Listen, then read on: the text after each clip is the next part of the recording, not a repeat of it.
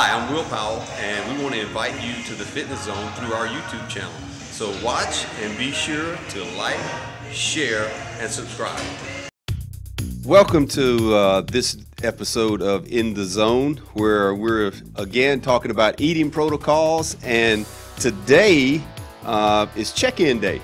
So we've got some of our original panel members who have agreed to come in and talk about where they are now on this journey to adapt to this new eating protocol. So what we're going to do is we're going to talk to each one of them about what their eating protocol is, kind of review a little bit, and then have them talk about where they are now. I'm going to ask them a few questions.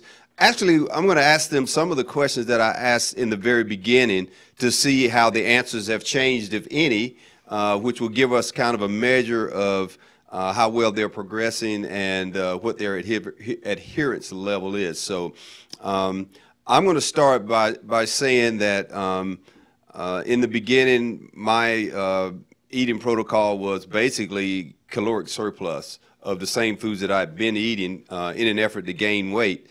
And the reason I wanted to gain weight is because of my illness back in the summer.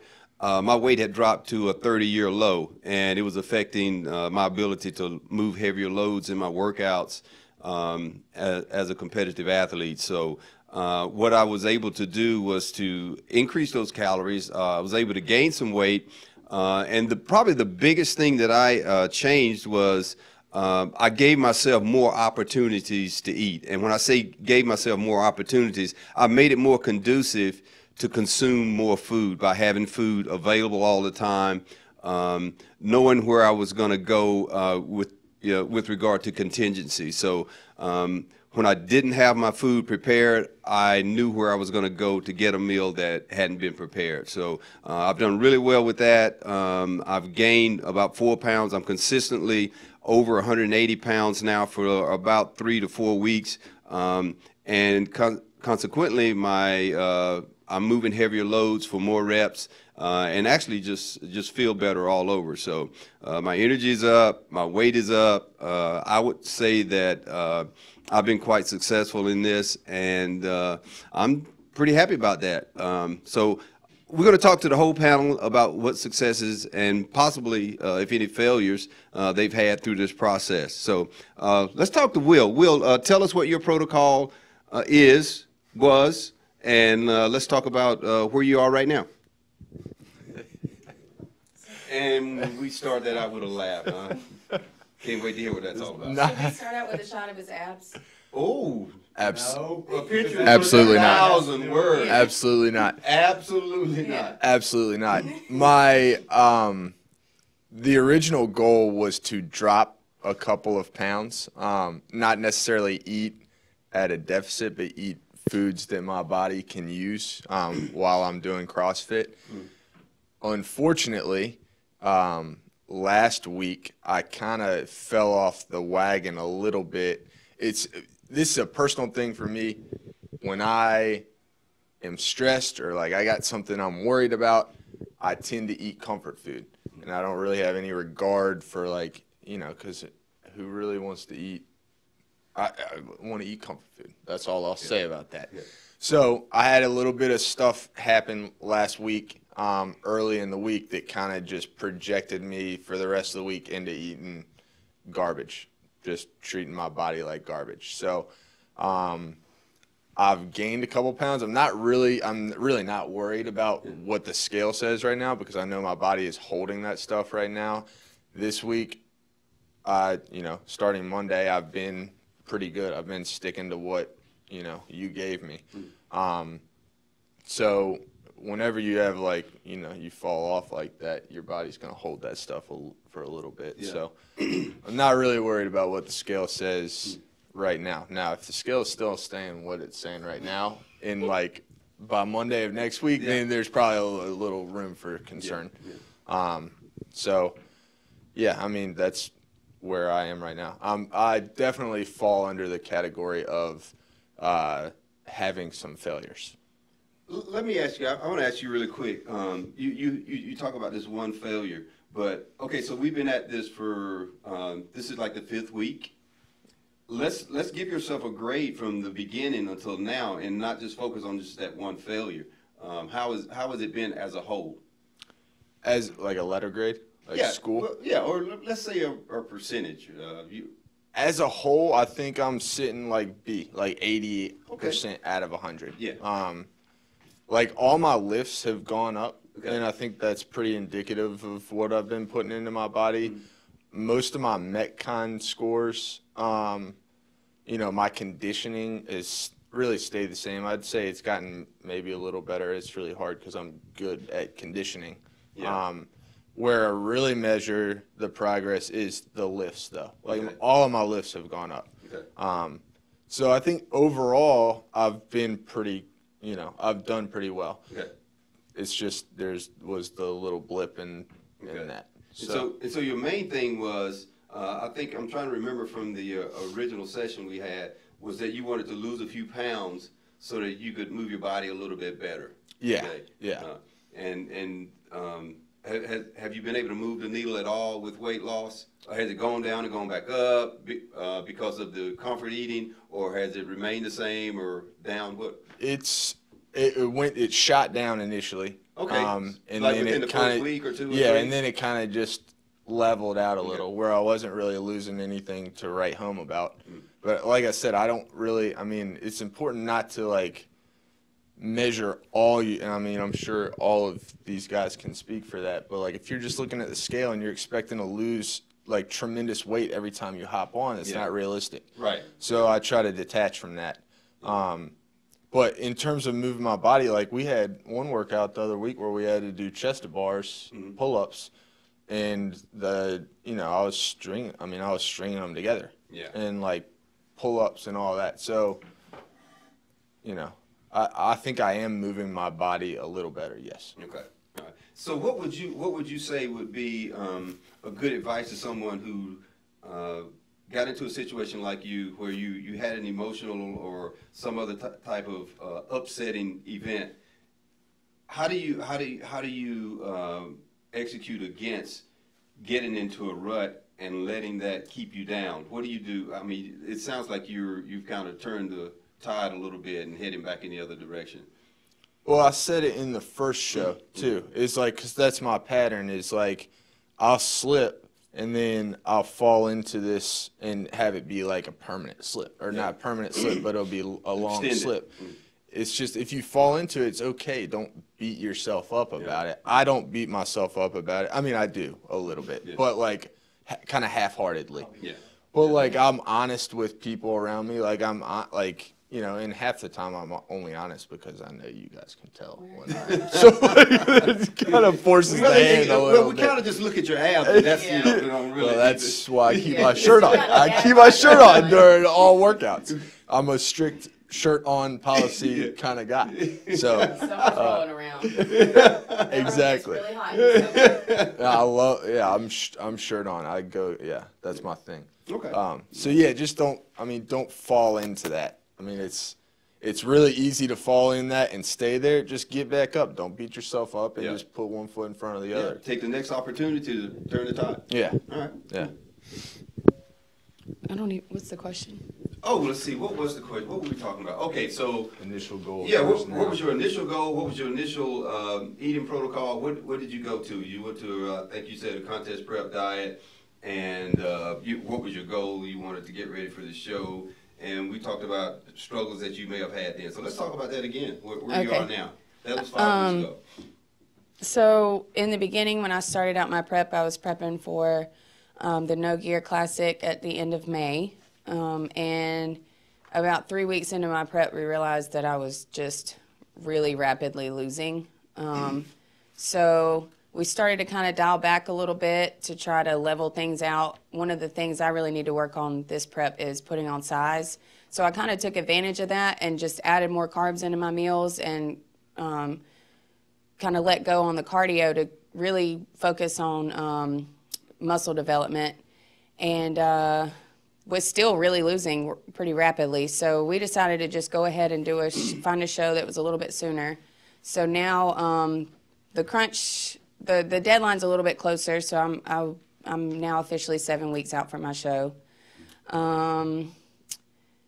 I think I feel like I'm starting to slip back into I'm starting to crave fats again.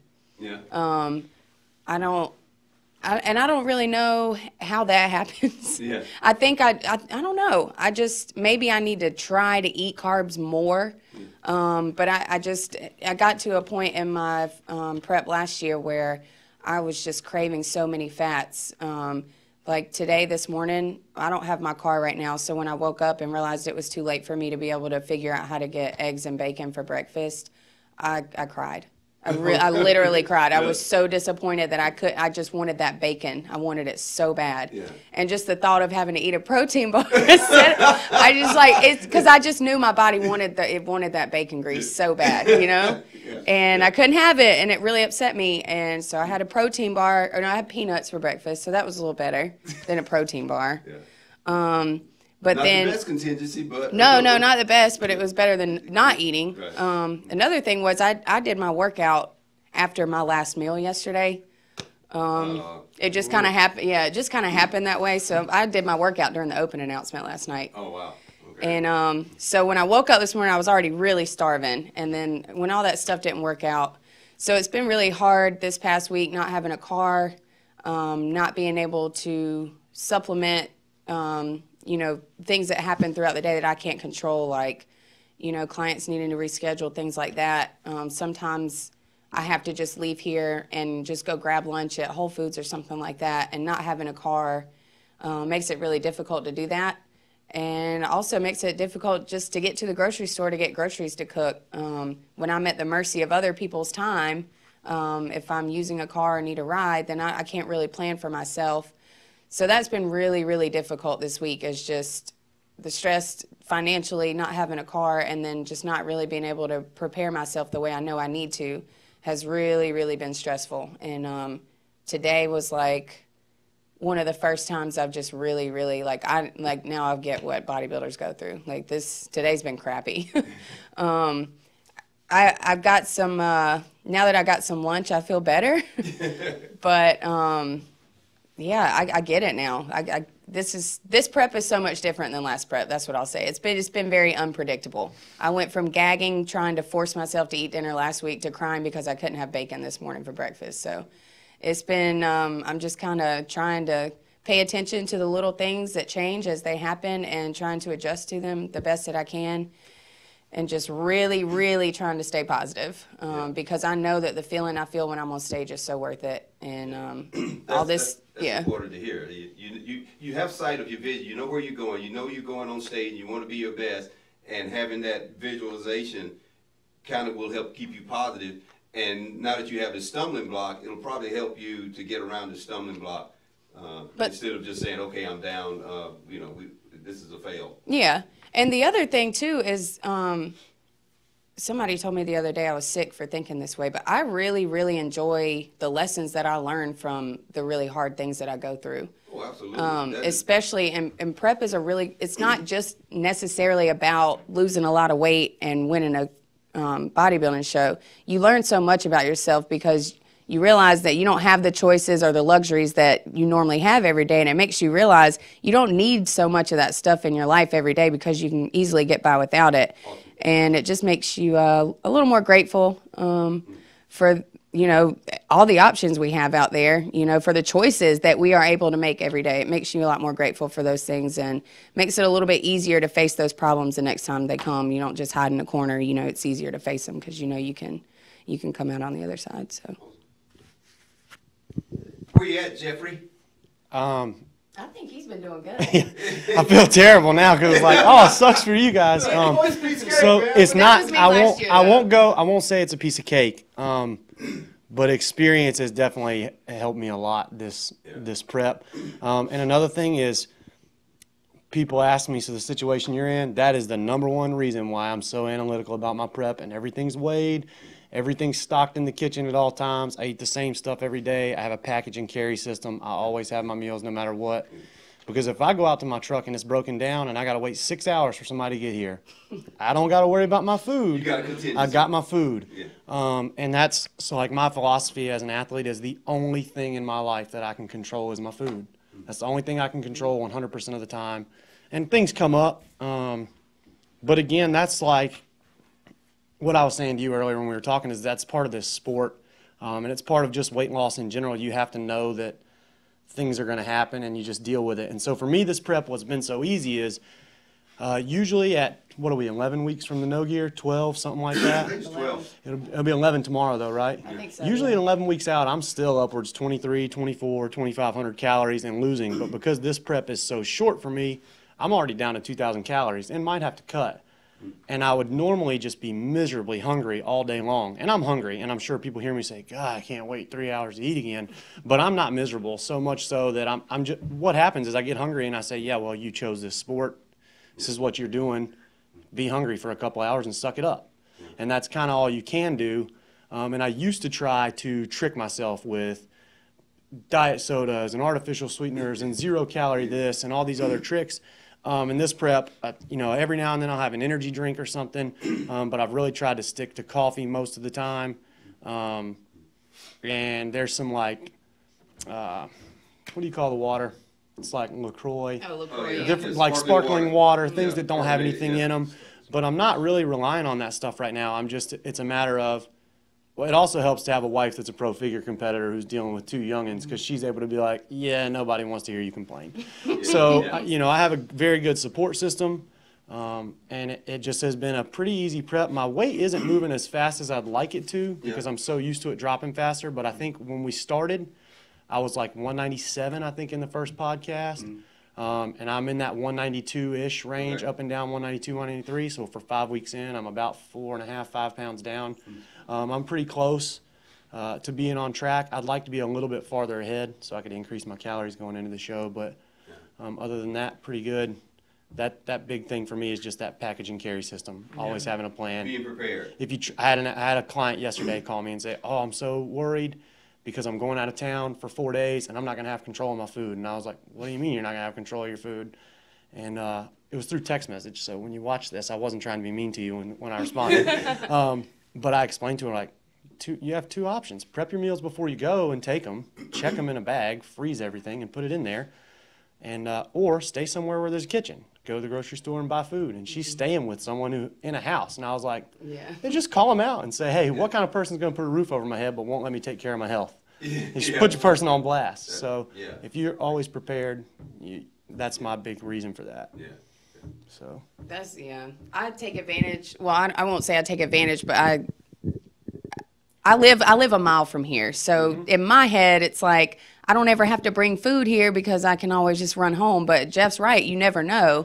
And now I'm in a situation where I may not be able to get home until 8 o'clock tonight, but I don't have any food prepared. I don't have any food with me, so I can't eat here. You know, cardio now to go get your food. Right? Yeah, I thought about that. I was like, I'm just gonna run to Whole Foods. Yeah, you can run there. Your cardio. So, but that is a thing, a good thing that you pointed out. I mean, I take for granted the fact that I live a mile away, but I also need to realize that there are plenty of extenuating circumstances, and I need to be more prepared here, especially because we have a kitchen. I can cook here. There's no excuse.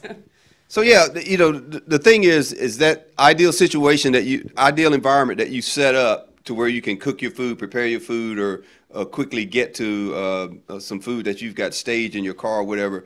You know, that situation can go awry too. So you may be, you know, forced to do something way different than you thought you did. Like, you know, it could end up being, like you said, jogging home to get something to eat. But, you know, you just got to be prepared for that. And the whole idea is, you know, to visualize your goal, know how important it is for you to reach that goal.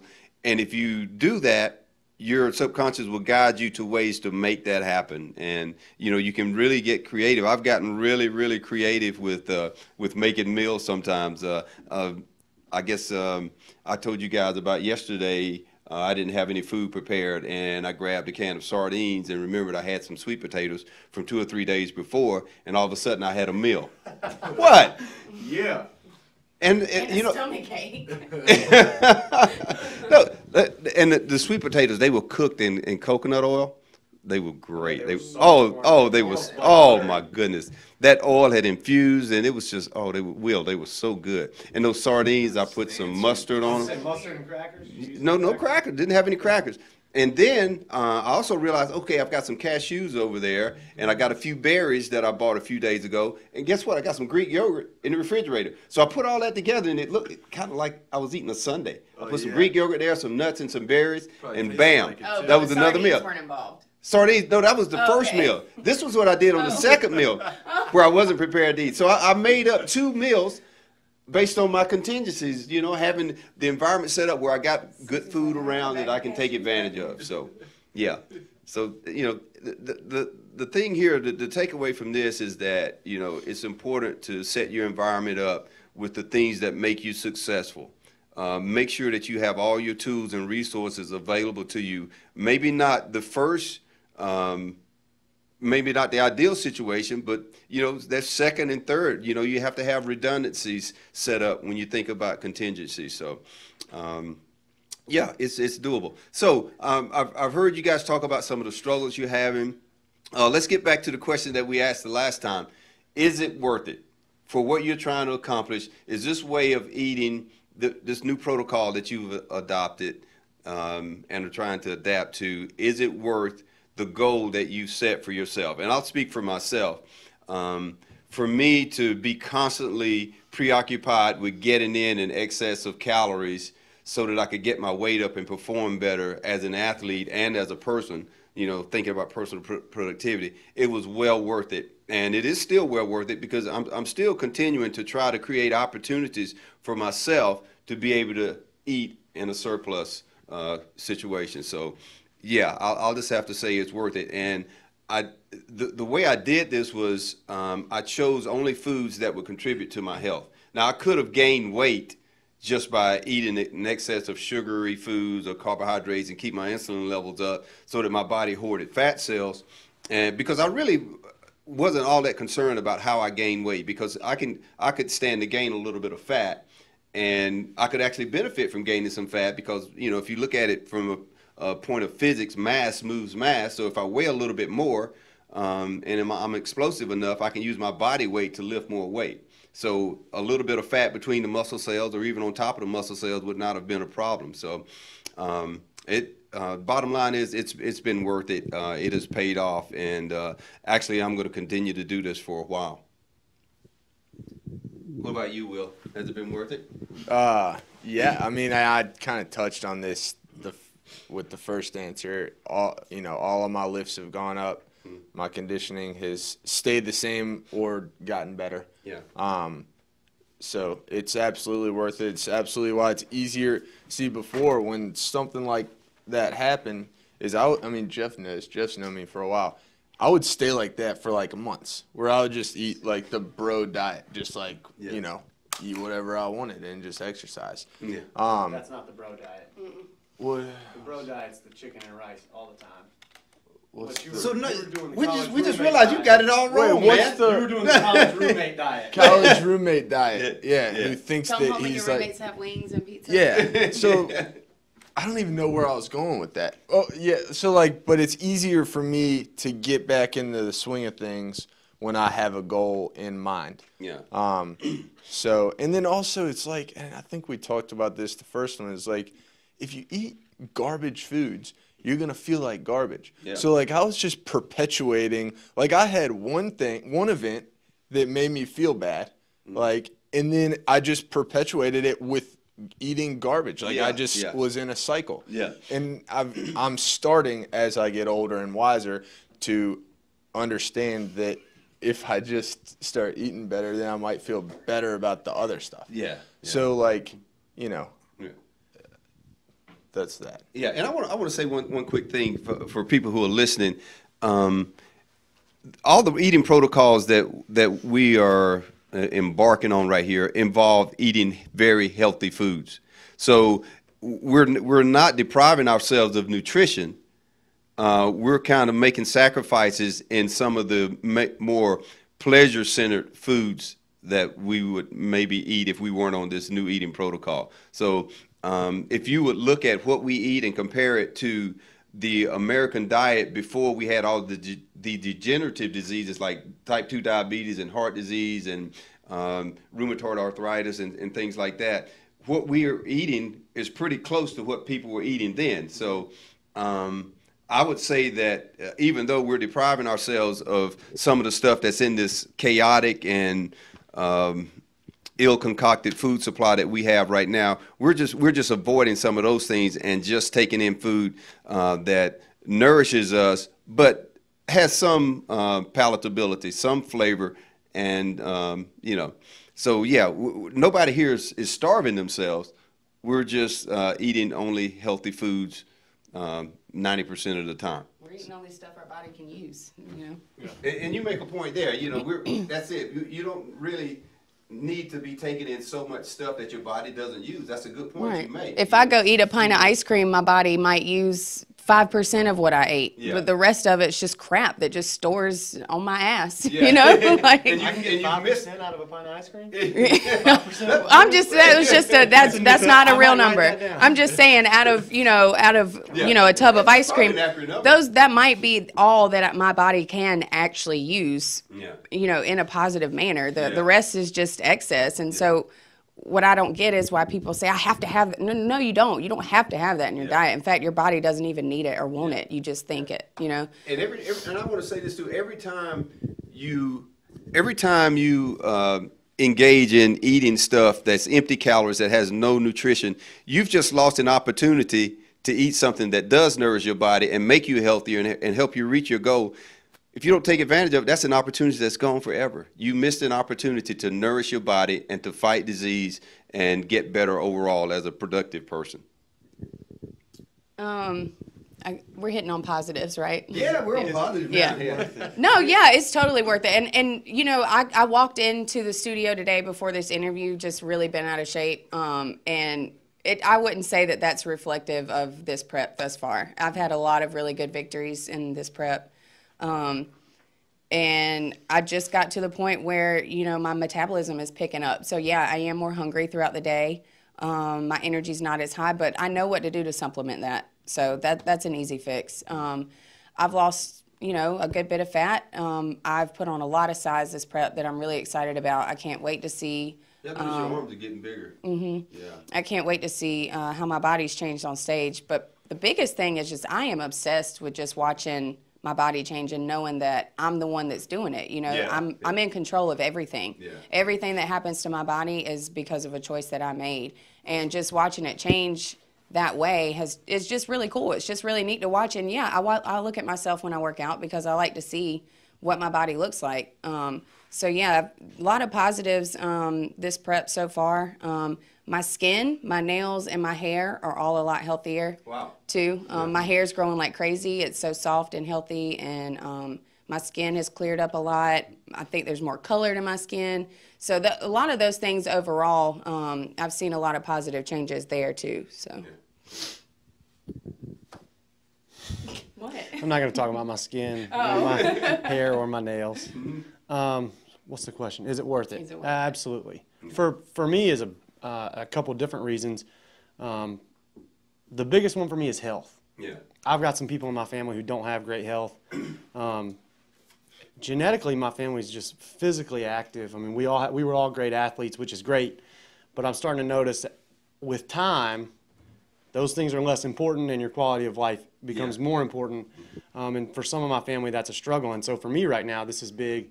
I actually talked to Marianne about it yesterday. I'm starting to get on that organic train because I eat a lot of food. And when you're eating a lot of food, yeah, it's healthy, but if you're eating a lot of food that's, injected with all kinds of chemicals and GMO and all kinds of other things like that, it's going to have an effect on you long term. So those are some changes we're making, but as far as being worth it from a health standpoint goes, I'm in the best shape of my life probably. From CrossFit to bodybuilding to just doing things. I was very injured when I got out of the Marine Corps, and I don't suffer at all with that stuff anymore. As a business owner and a coach, it's very worth it because I tell people how to change their lives and how to change their nutrition, and they think, nobody can do that. And then they see me do it, and now they see you guys are doing it. And they see my other clients doing it, and that brings business to the point that we're pretty full at this point, and that's a good reason to make it worth it. That's life changing. Your clients are on a roll right now too. I've pretty much gotten to the point, so if you're thinking about coming to work with us, you just need to know this. If you come in the door and you're not ready to work and I sense it, I'm going to tell you to go packing. I don't care about your money. I don't care about hanging out with you or what you can do for me. I want you to be healthy. And that's our thing. Like, that's why we do what we do. We want to change people's lives. But the biggest reason it's worth it from a sport aspect is I've never been on stage and thought, man, I don't look good. There have been times where I thought, ooh, I probably could look better, but it's my own fault. Like my first show where you coached me in and I blew it in the last 3 weeks. But as far as the bodybuilding aspect goes, all 3 times I've been on stage, I've looked back at pictures and thought, man, I can't believe I was able to do that to myself. And that's something that not many people can say, that they've been to that level of conditioning. And that's something you did for yourself on your own that nobody can take from you, you know? You'll always have that. Yep. So, I mean, I think it's definitely worth it. And if you're just an average person trying to lose weight, Pat did the whole 30. I've got clients doing whole 30. And just to see their, I mean, it brings joy to people's faces when they start to get healthy. Not just from the scale. I could care less about the scale. I hate the scale. But I have people that would die during a workout, and I'm just like dragging them across the turf, like, come on, keep going. And they've been doing something like Whole 30 for maybe 14 days, and they've cleaned up everything, and their body's finally starting to function. And they're like halfway through a workout, and they're like, are you taking it easy on me? And I'm like, no, you're using quality fuel, so you have energy. You know, and they're doing really well. So it's always worth it from some point of view. Everybody's is going to be different reasons. All right, we're going to close right now, and I just want to say one thing. Throughout this whole process of following people who've adopted new eating protocols, one common thread is that people have taken chaotic eating habits. They've refined things, they've regimented things, and they've made it work by having a plan to follow. It's unfortunate that we have to do that, but because of the way our food is grown and presented to us, we have to be regimented in how we choose food, how we prepare food, how we make food available to us. If this were in the 1930s and 1940s, we could probably eat just about anything that was available and still be healthy. We wouldn't be in a position to get type 2 diabetes and heart disease and all those kinds of things, because most of the foods that we ate during those times were healthy. They were not tainted with so many chemicals. They weren't processed, and you know, we don't have that luxury anymore. Food prep, food manufacturers, the way food is marketed has changed. So in our environment, in this affluent society with its many, many choices, we have to be diligent about building a regimen around having healthy choices and having those choices available to us in order to achieve health and wellness through food. We want you guys to watch our video. We want you to share it. We want you to like it and subscribe. Thank you.